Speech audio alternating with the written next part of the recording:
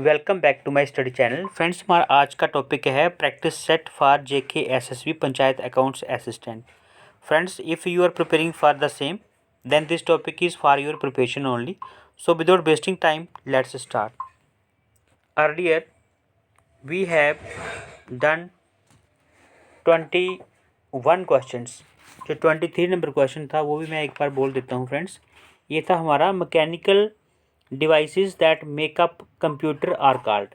Mechanical devices that make up computer are called, उसे कहते हैं हार्डवेयर। ऑप्शन बी जो है इसका राइट आंसर है। सो अभी today we will start from question number 23 only.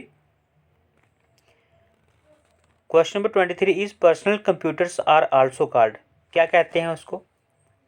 उसको कहते हैं option A that is micro computer कहते हैं। जो पर्सनल कंप्यूटर होता है उसे क्या कहते हैं? Micro computer is the right answer, option A वाला। ठीक है, सेकंड नहीं, A. Personal computers are also called micro computers. Next question is control unit of computer is. जो कंट्रोल यूनिट होता है कंप्यूटर का वो क्या होता है? General purpose, option A is the right answer. Next question is what is customer value. तो customer value क्या चीज़ है उसके बारे में पूछा गया है। तो answer is excess of satisfaction over expectations. ठीक है, excess of satisfaction over expectations जो है उसे क्या कहते हैं? कस्टमर वैल्यू कहते हैं। Next question is the cost of capital method includes. The cost of capital method includes here the right answer is all of the above, यानी कि कौन कौन सा हो गया यहाँ पे? क्वेश्चन नंबर 26 है the cost of capital method includes. क्या क्या इंक्लूड होता है इसमें? ए है डिविडेंड यील्ड मेथड, नेक्स्ट है अर्निंग यील्ड मेथड, और सी है dividend yield plus growth in dividend method. So all of the above is the right answer. Next question is risk in capital budgeting implies that the decision maker knows dash of the cash flows. तो यहाँ पे risk in capital budgeting implies that the decision maker knows, क्या knows? Probability of the cash flows. Risk in capital budgeting implies that the decision maker knows probability of the cash flows. Next question is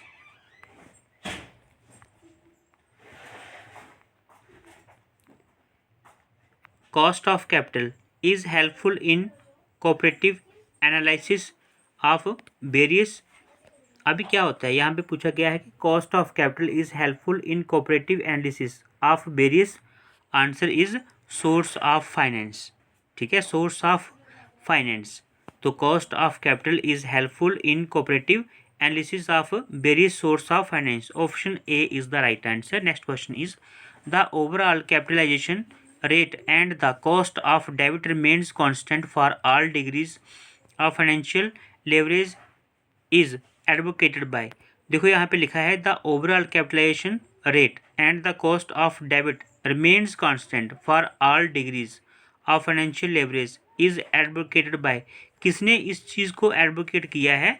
यहाँ पे right answer है आपका MM approach. MM approach ने इसको advocate किया है। क्या advocate क्या किया है? The overall capitalisation rate and the cost of debit remain constant for all degrees of financial leverage. ठीक है, so MM approach is the right answer. Next question is which is called as dividend ratio method. तो dividend yield method is called dividend ratio method. फिर देख लो friends एक बार, dividend yield method is called dividend ratio method. Next question is depreciation is incorporated in cash flows because it क्या होता है? depreciation is incorporated in cash flows because it reduces tax liability। ठीक है, depreciation is incorporated in cash flows because it reduces tax liability। next question is debit financing is cheaper। debit financing is a cheaper source of finance because of. जो debit financing है is a cheaper source of finance because of. Answer is tax deductibility of interest.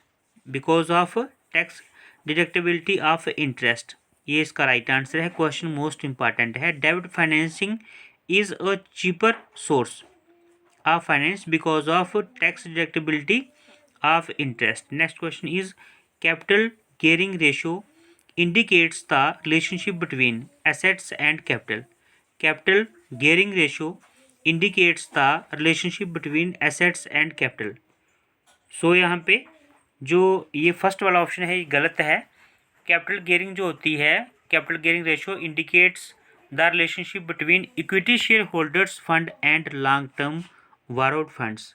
ठीक है, option C is the right answer friends. Question number 33 का जो है C option सही answer है। एक बार फिर से बता दूं, capital gearing ratio indicates the relationship between equity share holders fund and long term borrowed funds. So option C is the right answer. चलते हैं नेक्स्ट क्वेश्चन पे। जो हमारा अगला क्वेश्चन है, क्वेश्चन नंबर 34, वो है in case of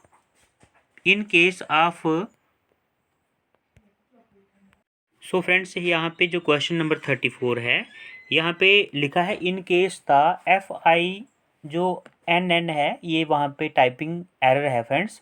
in case the firm is all equity financed, यहाँ पे जो क्वेश्चन होगा, in case the firm is, firm होती है जो FIRM, in case the firm is all equity financed WACC would be equal to, तो यहाँ पे राइट आंसर होगा आपका कॉस्ट ऑफ इक्विटी। ठीक है, next question is question number 35, which is the importance of concept of cost of capital. तो यहाँ पे जो राइट आंसर है आपका वो है ऑल ऑफ द एबव। क्या क्या ऑल ऑफ द एबव तो बोल दिया, बट है क्या क्या जो इसने पूछा है, which is the importance of the concept of cost of capital.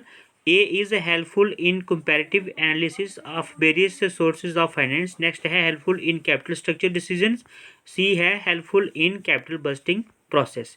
So answer बनता है all of the above. Next question is which of the following is not followed in capital budgeting. तो यहाँ पे जो राइट आंसर है आपका, तो accrual principle is not followed in capital budgeting. ऐसा है फ्रेंड्स, जितने ज़्यादा हम MCQs जो है रिवाइज करेंगे तो पॉसिबिलिटी बनती है कि क्वेश्चन अगर वहाँ पे आएगा, पॉसिबिलिटी की कौन सी बात है, आएगा क्वेश्चन तो 100% आने हैं। सो अगर हमने क्वेश्चन रिवाइज किए होंगे, MCQs ज़्यादा से ज़्यादा रिवाइज किए होंगे, तो हम इतने कैपेबल हो जाएंगे कि हम जो है क्वेश्चन को देख के आंसर गेस कर सकते हैं। सो यहाँ पे which of the following is not followed in capital budgeting, answer है यहाँ पे accrual principle. Accrual principle is not followed in capital busting. Next question is which one is not an important objective of financial management. Which one is not an important objective of financial management? Here the right answer is maximization of social benefits. Maximization of social benefits is not an important objective of financial management. Maximization of social benefits is not an important objective of financial management. Option D is the right answer. Next question is which of the statement is true about dividend policy. तो यहाँ पे पूछा गया है कि कौन सी statement true है about the dividend policy. Here the right answer is all of the above, यानी कि फर्स्ट है legal requirements play an important role in the formulation of dividend policy, बिल्कुल सही। The dividend policy should be framed in accordance to the expectations of share holders, बिल्कुल ठीक। उसके बारे में है सी क्या है, यहाँ पे है a stable and regular dividend keeps speculations away and prices of shares remain stable for longer period. तो आंसर क्या है आपका all of the above. Next question जो बनता है आपका वो है which of the following is not a relevant cost in capital budgeting. तो यहाँ पे बोथ ए एंड सी, ठीक है। सी ए क्या है हमारे पास संक कॉस्ट, और दूसरी जो है जो आपकी सी है वो है allocated overheads. Sunk cost and allocated overheads is not a relevant cost in capital budgeting, ठीक है। तो यहाँ पे both A and C is the right answer.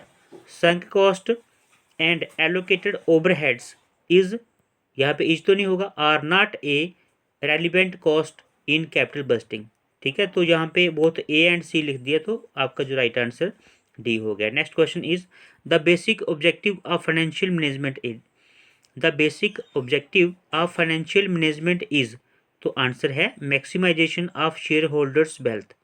The basic objective of financial management is maximisation of share holders wealth. Next question is accounting principle are generally based on, तो answer है practicability. Accounting principles are generally based on practicability is the right answer. Accounting principles are generally based on practicability, option A is the right answer. Next question is according, यहाँ पे question number 42 है, accounting principle are generally based on, accounting principle are generally based on, answer is practicability. ठीक है, अभी देखो यहाँ पे जो क्वेश्चन नंबर 41 था वो था accounting principles are generally based on, और यहाँ पे क्वेश्चन नंबर 42 भी जो है इन्होंने क्या कर दिया है, रिपीट कर दिया है क्वेश्चन को। ठीक है, सो ये ऐसे वाले क्वेश्चन जो है फ्रेंड्स, इनकी पॉसिबिलिटी ज़्यादा बनती है। Accounting principles are generally based on practicability answer है, और नेक्स्ट वाले का देखो यहाँ पे लिखा है most important, accounting principles are generally based on, तो क्वेश्चन दोनों सेम है, आंसर जो है practicability is the right answer. Accounting principle जो है वो जनरली बेस्ड होते हैं, बेस्ड किस पे होते हैं, प्रैक्टिसिबिलिटी पे। Next question is assets minus liabilities is, तो क्या होता है, एसेट्स से अगर आप जो है लाइबिलिटीज निकाल दोगे तो क्या बचेगा आपके पास, कैपिटल। ठीक है, so answer is capital. Liabilities क्या होता है, जो भी आपका देनदारी होती है, so assets minus liabilities is equal to capital.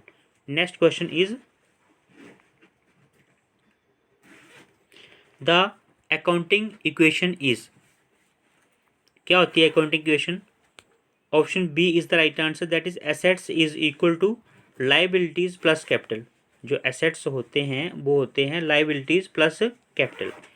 So friends ये थे आज के 44 क्वेश्चंस।